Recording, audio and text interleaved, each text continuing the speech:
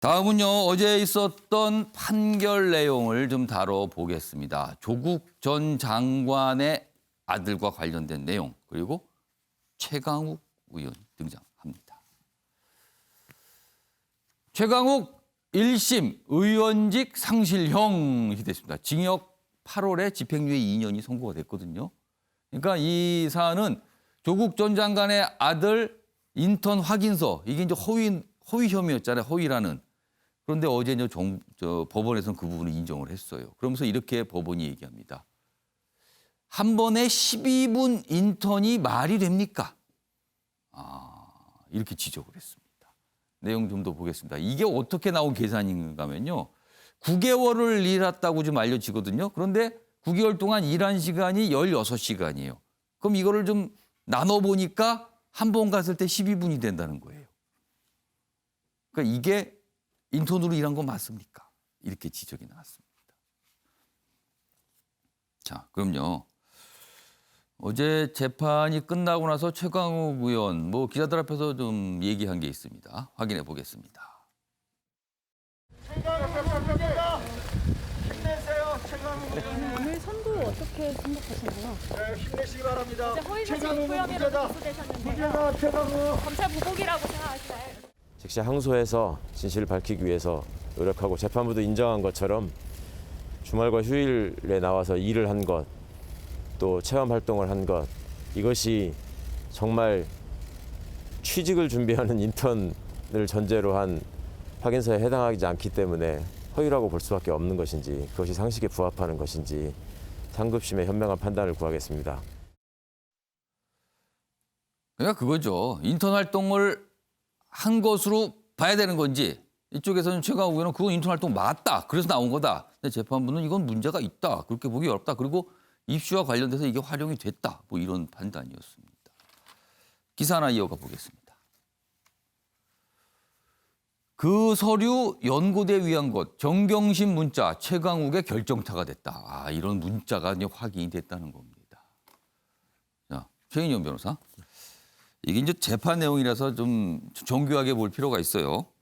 법원이 정확하게 판단을 내린 것은 어떤 부분이고 그 이유는 뭡니까?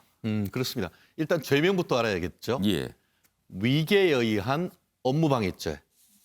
한마디로 이게 그 스펙을 쓴 거 아닙니까? 예. 업무 활동을 이렇게 했다라는 것을 보냈고 그걸 근거로 가지고? 해서 결국 합격을 고대와 연대 대학원을 했지 않습니까? 그럼 업무 방해를 받은 것은 대학 측이다. 그렇죠. 이 판단인 결국 건가요? 그 본인이 썼던 내용 자체는 사실 예. 그게 진실이든 아니든 저도 대한민국 대통령 최진영 이렇게 쓸 수도 있어요. 그게 죄가 되진 않아요. 그렇지만 그걸 들고 가서 내가 대통령이라고 하면서 청와대에 막 들어가면서 막는 거를 들어가면은 그럼 공무집행 방해되는 그 논리인 거거든요. 인턴 확인서가 진실이든 아니든 그 자체는 문제가 안 된다는 건가요? 그렇죠. 그런데 그것을 고대와 연대에 대학원 입학 자료로 내는 걸 알면서도 냈다는 그걸로 인해서 입학 과정에서의 사정 평가의 업무를 방해했다는 것인데요. 이게 사용될 것을 알고 써줬다. 그렇죠. 이게 문제가 된 거네요. 그렇죠. 그럼. 그런데 아까 얘기했는 것처럼 정경심 교수가 보낸 그때의 문자. 예. 이 서류는 고대 연대에 쓰일 것이다라고 했던 그 문자가 뒷덜미를 잡았다는 것이 바로 그게 그 부분인 것이죠. 중요한 증거가 된 거예요. 그렇죠. 그러면서 이렇게 얘기하고 있습니다. 지금 그 2017년 1월부터 10월까지 그러니까 9개월간 16시간 일했다고 하는데 저도 이제 대형 로펌에서도 있고 하면 가끔씩 이제 인턴들이 옵니다. 예. 그런데 보통 인턴들은 여름 방학이나 이럴 때 한두 달 하지 9개월 인턴했다는 것을 제가 들어본 적이 사실은 없습니다. 그리고 또 통상도 하나. 매일 출근하면서 똑같이 일과 시간 일을 그렇죠. 한다는 거죠. 만약에 그 정도로 일했다고 하면 저는 이거 묻고 싶습니다. 열정페이라도 드렸느냐. 실제로 일했다고 하면은 인턴한테도 교통비라도 보통 지급하는 것이 많죠. 그렇죠. 원래 지급을 합니다. 그렇죠. 대가를. 그것조차 안 했다고 하면은 정말 만약에 아까 얘기 적시 항소에서 진실을 밝히기 위한 노력을 하겠다고 했는데 진실을 밝히기 위한 노력을 더 이상 뭘 할 수가 있는지에 대해서는 저는 상당히 의문인데요. 어쨌든 간에 지금 그 최강욱 의원 같은 경우에는 예. 본인으로서는 어쨌든 간에 뭔가 아직까지 밝히지 못한 일이 있다라고 얘기를 하니까 그 부분을 항소심에서 봐야겠습니다만 결국은 이런 것 같습니다. 뭐냐면은 어떤 공소 사실을 진술을 거부할 수 있는 권리는 있습니다. 그렇지만 적극적으로 거기에 거짓말을 할 권리는 없는 것 같은데요. 적어도 지금 그 중앙지방법원 판결처럼 9개월 동안 일을 했다고 하면서 그것도 16시면은 나눠보면은 1회에 12분인데 출근 퇴근하는 시간이 오히려 길지 않습니까? 상식에 현저히 어긋나기 때문에 그 내용을 진실이라고 보기 어렵고 진실이라고 보기 어려운 서류를 대학원에 낸다는 걸 알면서도 그것을 보내면서 그렇게 하니까 정경심 교수가 조만간 와인바에서 술 한잔 하자 이런 얘기가 있다고 하면은 그 건전한 상식을 가진 우리 상식적 입장에서는 그것이 정당하다고 얘기하는 것 자체가 저는 납득하기 어렵다는 거죠. 그럼 이 만약에요. 지금 아직 그 1심이니까 네네. 최종심까지 뭐 2번 더 남았는데 만약에 이 상황이 이런 판결이 확정이 된다면 근데 지금 대학원 입학은 했잖아요. 네네. 근데 어떻게 되는 겁니까? 그거? 결국 이 부분에 있어서 뭐 고대와 연대 대학원을 합격했다가 연대 대학원으로 간 것으로 알고 있습니다. 예. 그렇다고 하면은 이와 같이 허위의 어떤 그 내용이 들어있기 때문에 예. 대학원 입시 요강 보면은 보통 그런 것 있지 않습니까? 추후에 이런 부분이 그 허위의 진술이 있는 것이 확인되면은 입학이 취소될 수 있습니다. 이렇게 돼 있는 케이스가 많습니다. 대학 쪽에 또 판단이 있어야 그렇죠. 되는 그래서 부분이네요. 취소한다라고 돼 있는 경우도 있고 취소할 수 있다라고 하는 케이스가 있기 때문에 어떤 판단을 할지는 모르겠습니다만 그것이 중대한지 여부 그러니까 그것은 결정적으로 그것대로 영향을 하는 줬는지 것이고 여부가 또 있겠네요. 그거는 그것대로 하는 것이고 그와 별도로 지금 최강욱 의원이 허위의 내용을 줘서 제출된다는 걸 알고 했다고 하면 그에 따르는 처벌은 별도인 것이죠. 여기 최강욱 의원 지금 먼저 당 대표죠. 이 내용 어제 뭐 화면도 봤는데요. 그 내용이 좀 더 소개돼 있습니다. 이쪽으로 가겠습니다. 이 마지막 부분입니다. 선고 직후 이런 얘기를 했죠. 검찰의 폭주를 견제할 기관으로 법원이 어떤 인식을 가졌는지 생각하게 한다. 이게 무슨 뜻이죠? 이게 해석이 좀 필요할 것 같아요. 그리고 즉시 항소의 진실을 밝히기 위한 노력을 하겠다. 이렇게 돼 있습니다. 김윤학 교수님, 예. 이 검찰 폭주를 견제할 기관으로 법원이 어떤 인식을 가졌는지 생각하겠다. 이게 무슨 뜻입니까, 이거? 검찰의 정치적 행위를 방치하고 있다. 뭐 이렇게 방치한다 이런 불만인 건가요? 그렇죠. 그러니까 정치가 사실상 이번 판결의 가장 중요한 요인이다. 뭐 이렇게 해석을 하고 있는 것 같아요. 근데 저는 개인적으로 뭐 그 부분에 동의하지 않습니다. 어제 판결문의 핵심은 이거예요. 입시 공정성을 훼손했다는 것이거든요. 그러니까 우리가 보통 학생들이 많은 수험생들이 그 법무법인에서 인턴하는 그런 기회를 잡지 못해요. 그런데 이제 그런 것도 굉장히 사실은 특혜인데 그러니까 혜택이라고 할 수 있죠. 혜택이죠. 사실은요, 그런 그런데 이제 것도. 더 나가서 그걸 충실히 하지 않고서 확인증을 받았다. 이거는 더 불공평한 거거든요. 이른바 요즘에 이 젊은 세대가 굉장히 민감하게 생각하는 공정 문제와 또 연결이 그렇죠. 되는군요. 저는 그 부분에 대해서는 뭐 예. 정경심 교수 차원에서도 4년이라는 중형이 이제 1심에서 나왔던 것처럼 예. 이번에는 저는 거의 벌금형 정도로 생각했는데 집행유예가 나온 거는 재판부들이 사법부가 이 부분에 입시 비리 또는 뭐 이런 공정성의 훼손 이런 것에 대해서 엄중하게 재판을 굉장히 하겠다. 이제 사안을 심각하게 그렇죠. 본다는 심각하게 거죠. 본다. 뭐 이렇게 좀 생각을 할 수 있는 대목인 것 같아요. 주홍 교수님. 요새 연일 조국 전 장관 자녀 관련 어떤 뭐 재판 어떤 다른 모습 이게 계속 알려지고 있어요 지금. 그러니까 이게 또 한참 이른바 조국 정국 당시에 막 논란했던 부분이 다시 또 부각되는 것 같기도 합니다 요즘에요.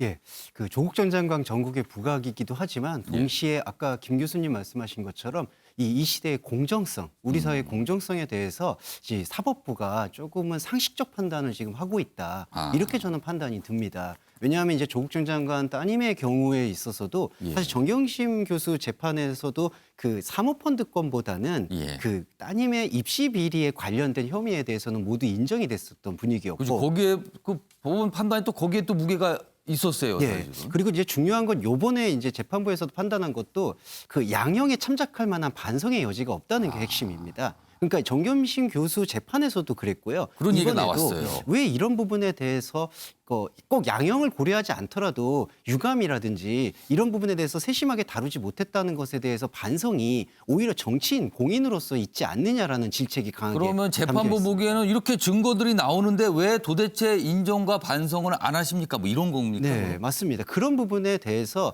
사실은 최강욱 열린민주당 대표는 진보적 가치를 이제 대표하는 대표로서 정치인으로서 그런 부분에 대해서 세심하지 못했다는 유감을 표명하는 것과 동시에 사법적 판단에 대해서 아쉬움이 있다. 이런 방식으로 사실은 접근을 했었어야 되는데 그런 방식이 아니라 지금 법관 탄핵을 운운하는 그러니까 어제 얘기 나온 거 보면 이게 검찰의 정치적 행위다. 네. 이거를 법원이 견제하지 못하고 있다. 이런 불만인 것 네, 같은데요. 맞습니다. 이거는 오히려 최강욱 대표가 자신의 판결을 정치적 판결이다라고 생각하는 정치적 생각에서 비롯된 워딩이라고 생각이 듭니다. 이게 설명이 복잡하네. 정치적 판단에 대한 정치적 생각이라고요, 지금. 네. 이게. 그러니까 아. 스스로 이거는 나는 정치적 탄압을 받았다라고 생각을 하시는데 이거는 별개로 보셔야 될 것 같아요. 그래서 저는 이번에 이제 여당에서 조금 이따 나올 수도 있는 얘기겠지만 예. 법관 탄핵 이야기가 나오는데 이런 부분과 저는 물타기가 되면 안 된다고 생각을 합니다. 그거와는 사안이 다르다. 맞습니다. 헌법에 준하는 것에 대한 탄핵의 문제의 논의를 예. 이런 최강욱 대표가 자신의 정치적 유불리를 통해서